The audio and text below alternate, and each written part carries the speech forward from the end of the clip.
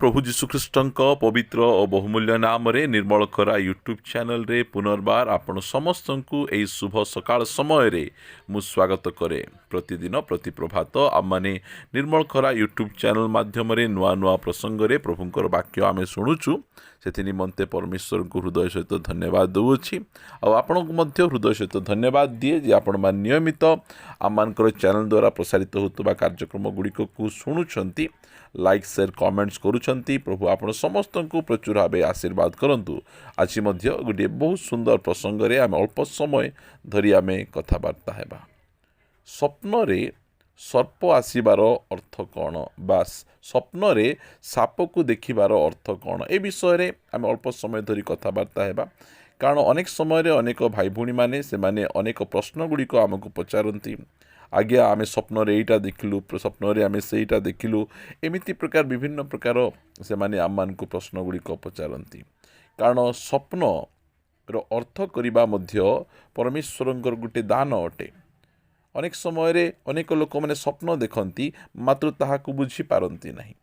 मात्र परमेश्वर किछि प्रभुंकर सद्भक्त लोक मानंकु से स्वप्नर अर्थ को प्रकाश करिबार दान गुड़िक देई थांती।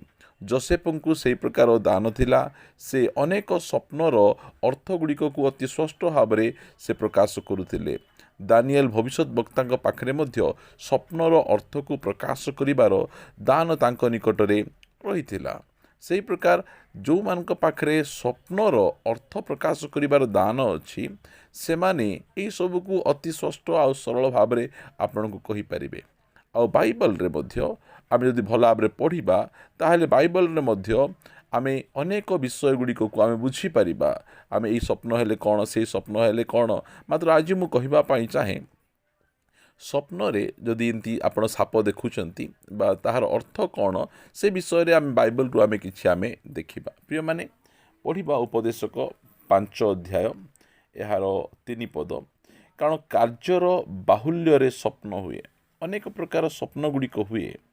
किछि स्वप्न अछि कार्यर बाहुल्य रे आपण गोटे विषय को करी चलुछंती। आपणक मन मध्य रे गोटे कार्य को आपण भाबी चिंती रहउचंती ताहाले राति रे सोइले आपण को से प्रकार स्वप्न गुड़िक आसे। आ किछि स्वप्न गुड़िक आसे तार कोनोसी अर्थ न थाए, तार कोनोसी प्रकार आत्मीयता न थाए। एई प्रकार आपण स्वप्न गुड़िक देखि थांती। मात्र किछि स्वप्न गुड़िकर अर्थ मध्य थाए। पढ़िबा आमे आईब पुस्तक 33 अध्याय लिखा जाए 15 पदरे। स्वप्न रे रात्रिकालीन दर्शन रे मनुष्य माने घोर निद्रारे मग्न हेबा बेले शय्यारे घुमेइबा बेले से मनुष्य संतान मानकर कर्ण मुक्त करती और सेमानक शिक्षा मोहरांकित करती। ए स्थान आम देखुचु जो समय जड़े व्यक्ति रात्रि रे घोर निद्रा मग्न हो जाइथिबो, घोर निद्रा रे थिबो, से समय रे से मनुष्य मानकर कर्ण को कान को से मुक्त करती आउ से शिक्षा को मुद्रांकित करती। परमेश्वर से प्रकार भाव रे किछि व्यक्ति मानंकु स्वप्न द्वारा किछि कहंती, किछि जणांती। परमेश्वरंकर एइटा मध्य कथा कहिबार गोटिए माध्यम अटे जे एही माध्यम रे से लोक मान को कथा कहंती। आमे अनेक माध्यम रे परमेश्वरंकर रोब को आमे सुनी थाओ। स्वप्न को मध्य परमेश्वर व्यवहार करी से कथा कहती। जाकुब जो समय रे से निजर बापांक घररू निजर मामूंक घर को जाउथिले बाटरे सोई पड़िथिबा समय रे तांके गोटे स्वप्न देखि पारुचंती जे स्वर्गर गोटे सीढ़ी देखि पारुचंती। ताहा कि बहुत बहुत इम्पोर्टेंट स्वप्न परमेश्वर तांको देखौचंती। सेही सीढ़ी रे दूत माने ऊपर को जाउचंती, तळ को आसुचंती। एई प्रकार गोटे सोपान से देखि पारुचंती। परे से बुझी पारुचंती जे एइटा प्रभु जीशु ख्रीष्ट अटंती। कारण जो समय रे आमे नूतन नियम को आसु से समय रे प्रभु जीशु ख्रीष्ट ही स्वर्गर सीढ़ी। से कहले मु पथ, मु सत्य, मु जीवन, मन न गले कहीं तुम पितांक निकट को जाई पारो नहीं। प्रिय माने स्वप्नर अनेक अर्थ गुड़िक रही। जो समय आपण राति रे शोइबा समय कि दिन रे शोइबा समय रे यदि आपण साप स्वप्न देखुचंती ताहले आमे जानू साप को शैतान व्यवहार करिथिला। शैतान साप को व्यवहार करी से हवा को भ्रांत करिथिला। साप शैतान नहीं, यह आम समस्ते आमे जानू आमे, मात्र शैतान साप भितर पशि से हवा को भ्रांत करिथिला। आमे जदि पढ़िबा 2 कोरिन्थियो 11 अध्याय 3 पदरे, किंतु सर्प आपणा धूर्ततारे हवा को जेपरी भुलेइला। प्रिय माने शैतान रो विभिन्न प्रकार रूप गुड़िक रही, आउ से विभिन्न प्रकार रूप मान मध्य गोटे रूप है सर्प रूप। ये सर्प रूप कौन करे, से अन्य मान को भ्रांत करने ये रूप धारण करे। आउ गोटे है शैतान रो सिंह रूप। आमे पढ़ुचु प्रथम पीतर 5 अध्याय 8 पदरे पीतर लिखती, शैतान सिंह प्राय गर्जन करी काहाकू ग्रासिबो से खोजी बुलुअछि। शैतान रो सिंह रूप कहले से निंदा ताड़ना मंडली को भांगिबा, पालक मान को मारिबा, ख्रीस्टियान मान को विरुद्ध विभिन्न प्रकार षड्यंत्र गुड़िक करिबा, से मान को शारीरिक मानसिक भाव में कष्ट देबा, एटा होची शैतान रो सिंह रूप। मात्र शैतान रो आ गोटे रूप अच्छी जहाँ को कि आम सर्प रूप कहू। सर्प माने कौन? सर्प होची लोक मान को भ्रांत करिबार रूप तार। से सर्प रूप धारण करी से ख्रीस्टियान भाई भौणी मानू से भ्रांत करे। एथि निमंते प्रकाशित पुस्तक 12 अध्याय 9 पद लिखागला, सेथिरे सर्व जगतर प्रवंचक जे दियाबल और शैतान नाम ख्यात सही प्रकांड सर्प, सही पुरातन नाग, से अपना दूत मान सहित पृथ्वी रे निक्षेप्त हैला। प्रिय माने जो समय आपण को परमेश्वर स्वप्न रे गोटे सर्प देखाउचंती बा आपणकर स्वप्न रे सर्प आसुची, सही समय आमे टिके सावधान हेबा, गोटे जाग्रत हेबा, केही आमको जे प्रकार ठकी न दिए।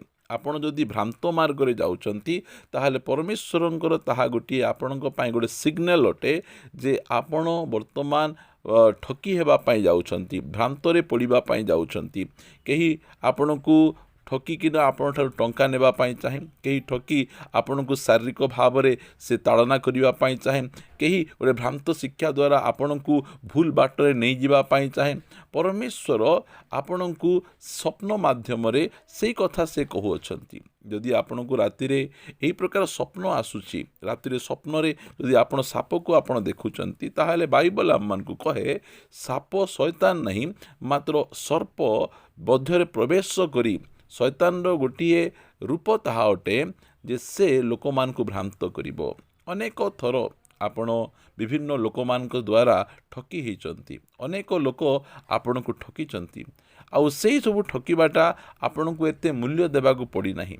कि आपण को टंका टिके नहीं गले, कि आपणकर बिजनेस को टिके नष्ट करदेले, जॉब रे किछि हैरान कले, मात्र जो समय आमे आत्मिक भाव रे आमे भ्रांत होई जिबा ताहाले सबु गला। प्रिय माने से आत्मिक भाव में से आम मैंने चेष्टा करिबा आमे भ्रांत न हेबा।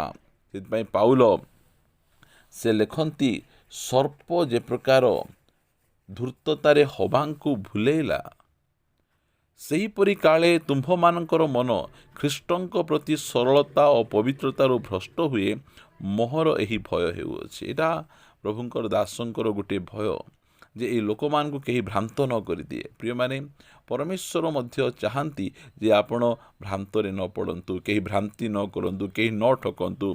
एथिपाई परमेश्वर आपण को स्वप्न माध्यम रे सही सर्प को देखे आपण को सचेतन करूछंती।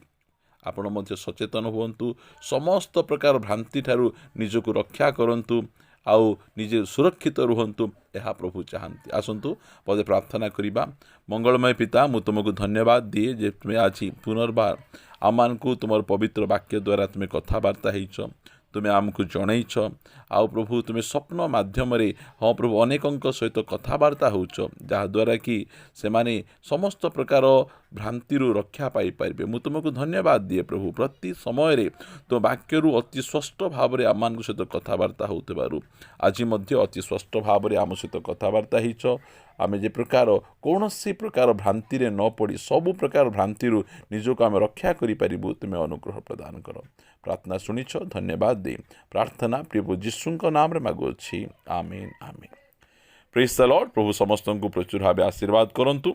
जदि प्रभु अनुग्रह करती आसंता अध्याय रे आमे परस्पर सहित आमे पुनर्बार साक्षात करिबा रहिबा। नमस्कार। Praise the Lord. God bless you.